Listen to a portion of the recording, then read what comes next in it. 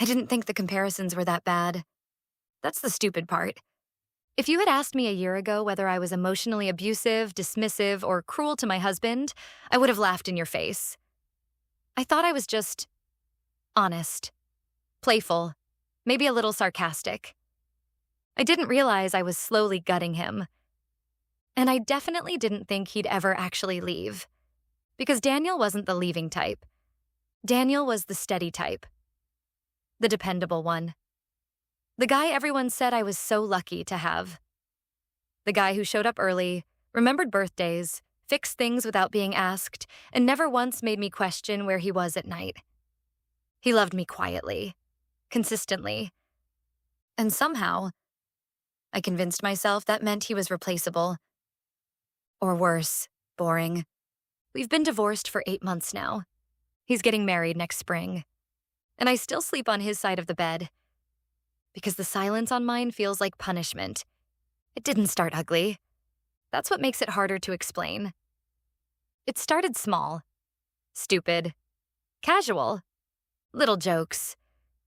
We'd be cooking dinner and I'd say, God, my ex used to chop onions way faster than that.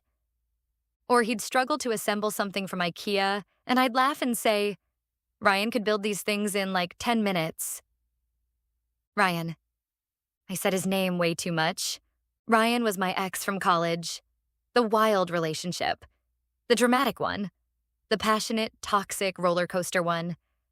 The kind of guy who made grand gestures and punched walls and made you cry and then kissed you like it was the last night on earth. Daniel wasn't like that. Daniel was calm, safe, predictable. And for some reason, I started acting like those were flaws. At first, Daniel would just smile awkwardly, like he wasn't sure if I was joking. Then he'd say things like, okay, but I'm trying my best here. And I'd roll my eyes. I'm kidding, relax. God, you're so sensitive. I said that a lot, too. You're so sensitive. It's wild how quickly you can make someone doubt their own feelings with that one sentence. If he got quiet after I compared him to Ryan, I'd sigh dramatically like he was ruining the mood. If you're going to be weird about it, forget I said anything. So he'd swallow it. Every time. Because he loved me. And because Daniel hated conflict. I think part of me knew that. And used it. The comparisons got more frequent once we hit that comfortable stage of marriage where everything feels routine. Wake up, work, dinner, Netflix, bed, no fireworks, no drama, just life. I started mistaking peace for boredom, which is insane because when I was with Ryan, all I wanted was peace. But memory lies. Memory edits out the screaming matches and the nights I cried in the bathroom. It only keeps the highlight reel.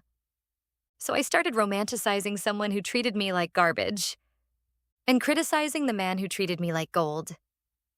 Daniel would bring me flowers. I'd say, Ryan used to surprise me with weekend trips instead. Daniel cooked dinner. Ryan made this recipe way spicier. You'd like it. Daniel planned an anniversary dinner. Ryan always did bigger things for anniversaries, like concerts or hotels. Every time I said his name, Daniel would go a little quieter, a little smaller, like he was physically shrinking. I noticed. I just didn't care enough to stop. I told myself it was harmless. Everyone talks about their exes, right? It's normal, except it wasn't talking. It was comparing. Constantly, and always in a way that made Daniel feel like he was second place.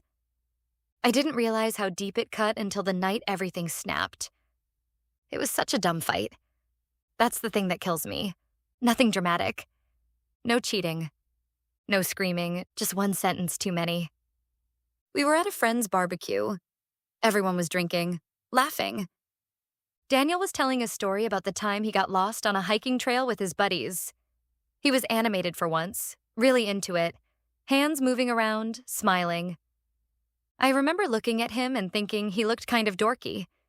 And without thinking, I said, loud enough for the group to hear, God, you're such a dad sometimes. Ryan would have turned that into some crazy survival adventure story. Everyone went quiet. Not dead silent, but that uncomfortable shift. Like when someone tells a joke that isn't funny. Daniel laughed, but it wasn't a real laugh. It was that thin, tight one people use when they're embarrassed. Later, in the car, he didn't turn the radio on. Didn't talk. Just drove. I remember scrolling my phone, annoyed. Finally, I said, "What's your problem?" He kept his eyes on the road. "Do you even like me?" I laughed. "What kind of question is that?" "I'm serious," he said quietly. "Do you even like me? Or do you just wish I was him?" I rolled my eyes so hard it hurt. "Oh my God, this again? You're being dramatic." "I'm not trying to be dramatic. I feel like I'm competing with a ghost I can't beat." That annoyed me. Because now I had to comfort him. Because now I was the bad guy. "You're making this into something it's not," I snapped. "I'm allowed to have a past. Sorry if you're insecure." He flinched like I'd slapped him, but he didn't say anything. And that should have been my warning. Because Daniel always tried to talk things through. The fact that he stopped, that was the beginning of the end. After that night, he changed. Subtle at first. He stopped planning date nights, stopped bringing flowers, stopped telling long stories, stopped trying. I told my friends he was checking out, that he wasn't putting in effort anymore. They agreed with me, of course, because I told the story like I was the victim. He's just so boring lately. I feel like there's no spark. He doesn't even try to be romantic. I never mentioned the years of comparisons, the tiny cuts, the way I made him feel inadequate every single day. Funny how we edit reality to protect ourselves. One night, I got frustrated and said, "Why don't you ever do anything fun anymore? You used to try harder." He looked at me for a long time, then said very calmly, "Nothing I do is ever enough anyway," and went to bed. That should have shattered me. Instead, it just annoyed me. I thought he was being lazy, ungrateful. I really believed that. It's embarrassing to admit how blind I was. The actual breakup was terrifyingly calm. No screaming, no drama, just quiet. He came home from work early, sat across from me at the kitchen table, hands folded, like he was about to fire someone.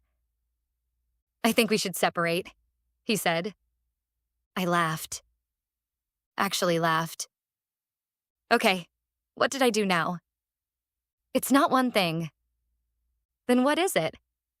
He swallowed. "I feel like I've spent our entire marriage trying to compete with someone who doesn't even exist anymore." My stomach dropped. "Are you seriously still on that?" "Yes," he said. "Because every time you say his name, it feels like you're reminding me I'm not who you wanted." "That's ridiculous. I don't think you respect me." He interrupted softly. That hurt. Because deep down, I knew he was right. "I love you," he said, "but I don't feel loved by you." I didn't know what to say to that. Because love, to me, was staying, was not cheating, was paying bills. I didn't understand that respect is love, that choosing someone is love, that not comparing them to your ex every 5 minutes is love. "I'm tired," he said. "I'm tired of feeling second place in my own marriage." Then he stood up and started packing. Just like that. No begging, no fight, just done. I thought he'd cool off. I thought he'd come back. Because he always did. Except this time, he didn't. Within weeks, he seemed lighter. That's what killed me. He wasn't devastated. He wasn't spiraling. He wasn't drunk texting me at 2 a.m. He looked relieved. He started going to the gym, got a new haircut, started smiling more. People kept telling me he looks great lately. Like I was supposed to celebrate that. Meanwhile, I felt like I was rotting from the inside. Then came the worst part. He met someone. Of course he did. Some girl from work. Soft-spoken, warm, kind. The kind of woman who looks at him like he hung the moon. I saw a picture of them at a friend's party. He was laughing, really laughing, head thrown back, hand on her waist, and I realized something awful. I had never seen him look that free with me. Because I never let him. Because I was always judging, comparing, measuring him against a ghost. He posted about their engagement last week. Said something like, "With you, I finally feel like I'm enough." That sentence destroyed me, because I knew exactly why he wrote it, and exactly who made him feel like he wasn't. Me. I thought comparing him would motivate him, push him to be better. Instead, it just taught him he deserved someone else. Now the house is quiet. No one fixes the sink. No one makes coffee before I wake up. No one leaves stupid sticky notes on the fridge. And Ryan, the guy I compared him to? I looked him up recently. Still unstable. Still messy. Still exactly the kind of man who would have ruined my life. And Daniel? He's happy. Genuinely happy. And the worst part is, he deserves it. Sometimes loving someone badly is worse than not loving them at all, because you don't even realize you're destroying them until they're gone. If anyone reading this keeps comparing their partner to an ex, stop. Please. Because one day you'll look across the table, and they won't be there anymore. And someone else will be giving them the appreciation you should have given all along. And you'll finally understand what you lost. Way too late.